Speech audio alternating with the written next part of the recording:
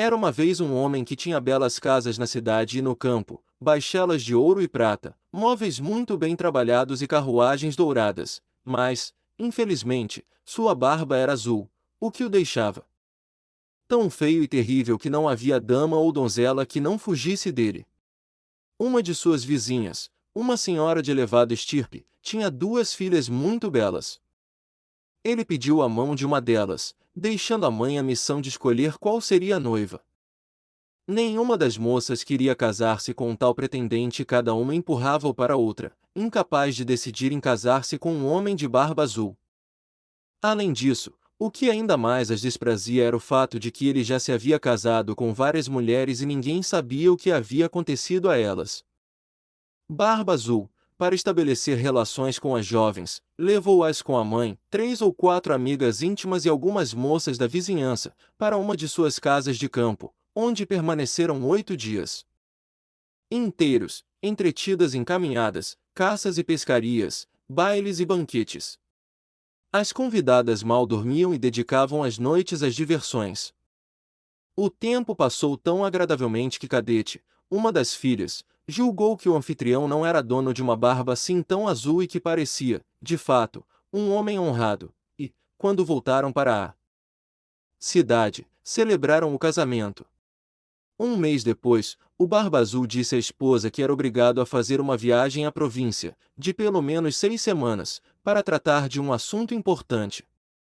Implorou à esposa que, durante sua ausência, ela cuidasse de se divertir o máximo que pudesse, convidasse suas amigas para que lhe fizesse companhia, que fosse com eles ao campo, se lhe aprovesse, e mantivesse sempre a mesa farta.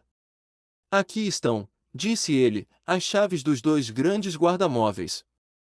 Estas são as chaves dos talheres de ouro e prata que não são usados diariamente, estas outras são as dos cofres onde eu guardo meu ouro e a minha prata. Já estas são as das arcas em que estão as minhas joias e pedras preciosas. E aqui eu te entrego as chaves que abrem as portas de todos os cômodos. Esta pequena chave é a do gabinete que fica no final da grande galeria do subsolo. Tu podes abrir tudo, adentrar todos os ambientes, mas eu te proíbo de entrar no gabinete, e de tal forma eu te proíbo, que, se abrires, poderás esperar toda a minha ira. Ela prometeu cumprir exatamente o que lhe fora ordenado. Então, depois de beijá-la, o marido subiu à carruagem e partiu. As vizinhas e amigas não esperaram, para a ira da jovem noiva, que as mandassem buscar, tão impacientes que estavam por verem todas as riquezas daquele lugar, algo que não ousariam fazer na presença do marido, pois a sua barba azul as enchia de temor. Começaram, então, prontamente, a examinar os quartos, os gabinetes, os vestiários, cada um mais belo que o outro.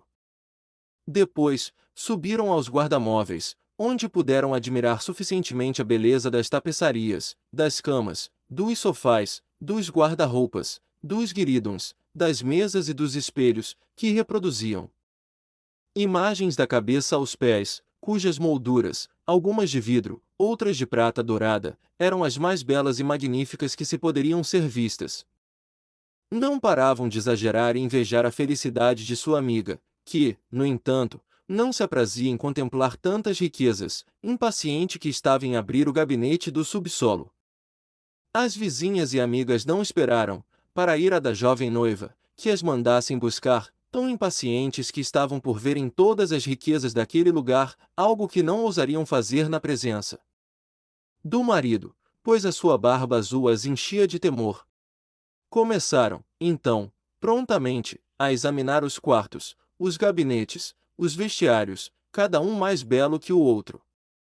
Depois, subiram aos guarda-móveis, onde puderam admirar suficientemente a beleza das tapeçarias, das camas, dos sofás, dos guarda-roupas, dos guiridons, das mesas e dos espelhos, que reproduziam imagens da cabeça aos pés, cujas molduras, algumas de vidro, outras de prata dourada, eram as mais belas e magníficas que se poderiam ser vistas. Não paravam de exagerar e invejar a felicidade de sua amiga, que, no entanto, não se aprazia em contemplar tantas riquezas, impaciente que estava em abrir o gabinete do subsolo. A princípio, ela nada viu, porque as janelas estavam fechadas. Contudo, após alguns instantes, percebeu que o chão estava completamente coberto de sangue coagulado, no qual se refletiam os corpos de várias mulheres mortas, presas ao longo das paredes. Essas mulheres eram todas as que o Barba Azul desposara, e que haviam sido massacradas, uma após a outra. Pensando que morreria de medo diante de tal espetáculo, deixou cair a chave da despensa que acabará de tirar da fechadura. Depois de recuperar um pouco os sentidos, ela pegou a chave, fechou a porta e subiu ao seu quarto para se recompor. Mas não conseguiu, de tão atribulado que estava o seu espírito. Percebendo que a chave do gabinete estava manchada de sangue, tratou de limpá-la, 2 ou 3 vezes, mas o sangue não desaparecia. Em vão a lavou, esfregando-a com sabão e pedra-pones.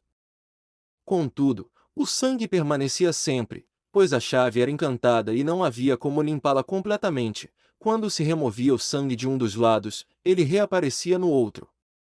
Barba Azul voltou de sua viagem na noite do mesmo dia e disse que no caminho havia recebido uma carta informando de que o assunto que o obrigou a partir havia sido concluído vantajosamente para ele. A esposa fez tudo o que pôde para fazê-lo acreditar que estava encantada com o seu retorno inesperado. No dia seguinte, o marido pediu-lhe as chaves e ela as entregou com uma mão tão trêmula que Barba Azul imediatamente adivinhou tudo o que havia acontecido. Por que a chave do gabinete não está com as outras? Ele perguntou. Eu devo tê-la deixado em minha mesa, respondeu a esposa. Dá-me a chave imediatamente, ordenou o marido. Após vários adiamentos, a esposa se viu obrigada a entregar a chave. Barba Azul, tendo olhado a chave, disse à esposa: Por que há sangue nesta chave? Eu não sei, respondeu ela, mais pálida que a morte. Não sabes? Respondeu Barba Azul. Eu sei muito bem, tu querias entrar no meu gabinete. Pois bem, madame, tu nele entrarás, e, entre as mulheres que lá viste, ocuparás o teu lugar. Ao ouvir essas palavras, ela se jogou aos pés do marido, chorando e implorando seu perdão, com todas as demonstrações de verdadeiro arrependimento por ter sido desobediente. Sua beleza e aflição poderiam ter enternecido uma pedra, mas Barba Azul tinha um coração mais duro do que um rochedo. Tu deves morrer, madame, disse ele, irás morrer agora. Já que devo morrer, disse ela, olhando para o marido com os olhos marejados de lágrimas, dá-me um tempo para orar. Dar-te-ei 10 minutos, respondeu Barba Azul. Nem um segundo a mais. Assim que ficou sozinha, chamou a irmã e disse: Minha irmã Anne, este era o seu nome, sobe, por favor, até o topo da torre e vê se meus irmãos estão vindo. Eles me prometeram que viriam visitar-me hoje, se os vires, dá-lhes um sinal para que se apressem. A irmã Anne subiu ao topo da torre e a pobre esposa, aflita, perguntava-lhe a todo instante: Anne, minha irmã, estás vendo alguma coisa? E Anita respondia: Só vejo o sol cintilante e a relva verdejante. Entre mentes, o Barba Azul, segurando um grande cutelo, gritava com todas as suas forças para a esposa: Desce já ou eu subo para apanhá-la. Um momento, por misericórdia. Respondia-lhe a esposa. Então ela disse, em voz baixa: Anne, minha irmã, vês alguma coisa? A irmã respondeu: Só vejo o sol cintilante e a relva verdejante. Desce já, rugiu Barba Azul, ou subo eu?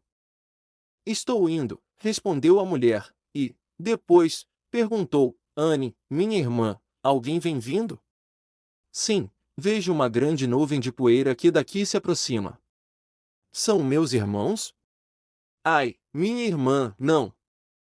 É um rebanho de carneiros, tu vens ou não vens? Gritou Barba Azul. A esposa implorou por mais um momento e, então, perguntou: Anne, minha irmã, vem alguém? Estou vendo, respondeu ela, 2 cavaleiros que se aproximam, mas ainda estão longe, louvado seja Deus! Exclamou Anne, um momento depois. São meus irmãos! Estou fazendo sinais para apressá-los. Barba Azul rugiu tão alto que toda a casa estremeceu. A pobre esposa desceu e se jogou a seus pés, com os olhos marejados e as tranças desgrenhadas.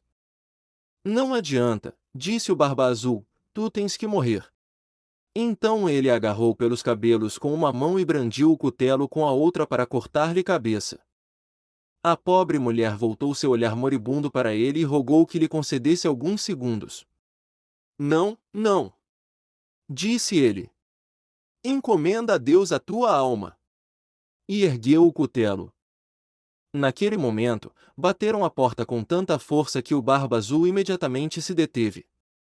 Os dois cavaleiros abriram a porta e entraram. Desembainhando as espadas, correram direto para onde estava Barba Azul. O marido reconheceu nos cavaleiros os dois irmãos de sua mulher, um deles pertencia a um regimento de dragões e o outro era um mosqueteiro. Então, ao vê-los, imediatamente fugiu.